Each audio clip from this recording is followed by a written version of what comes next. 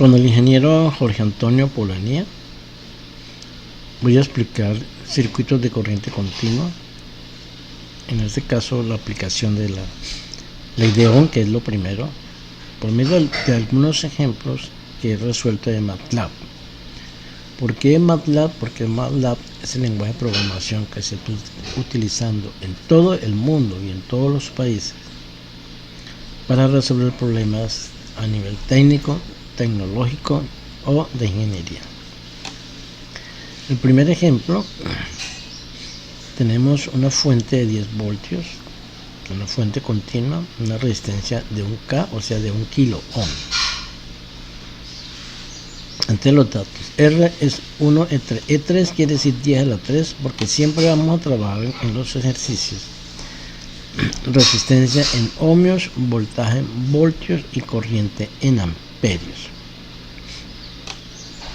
Entonces por eso aquí 1 kilo ohmio lo coloqué aquí 1000 ohmios, 10 voltios. Entonces por la ley de Ohm la corriente es E sobre R. Eso me da aquí en amperios, porque esto es voltio y esto es corriente. Si quiero expresar la respuesta de la corriente en miliamperios, pues la multiplico entonces aquí por 1000. Entonces este es el formato para desplegar la respuesta. Corriente igual. Esto quiere decir que ojalá máximo 4 enteros y 2 decimales el formato, y que me coloque en miliamperios. La potencia de la fuente es voltaje por corriente.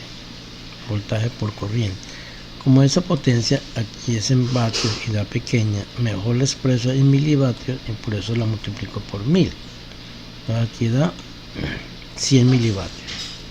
Y la potencia de la resistencia es R por I cuadrado.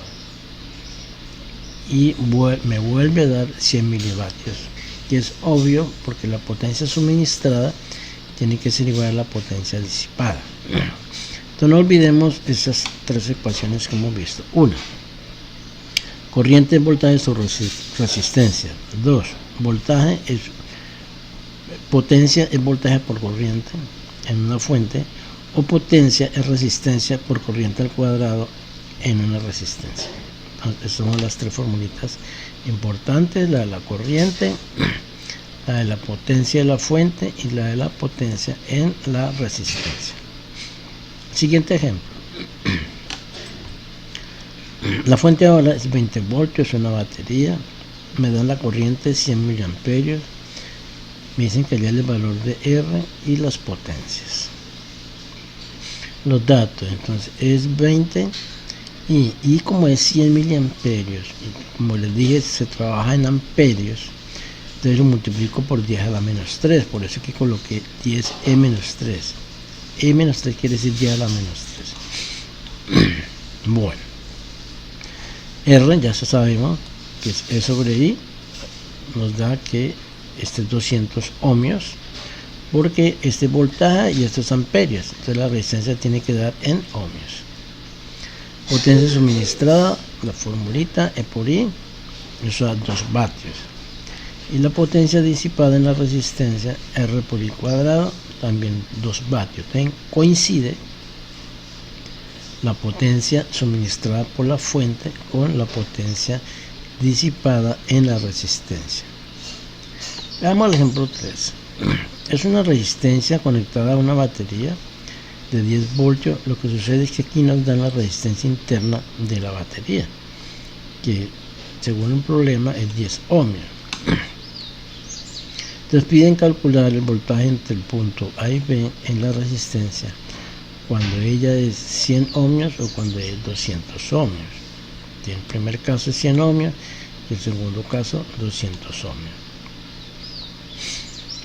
Entonces volvemos, datos: voltaje 10, resistencia interna 10 ohmios. Para 100, o sea cuando R vale 100 y la corriente, pues siempre es E sobre resistencia por ley de Ohm. Lo que sucede es que hay dos resistencias en serie y por eso se suman. Entonces ahí calculo la corriente y el voltaje entre este punto y este punto. pues es la resistencia multiplicada por la corriente. De voltaje, recuerden que es corriente por resistencia. Eso da entonces 9.09 voltios. Y cuando es 200, pues simplemente es cambiar aquí R por 200, se repite el procedimiento y da 9.52 voltios.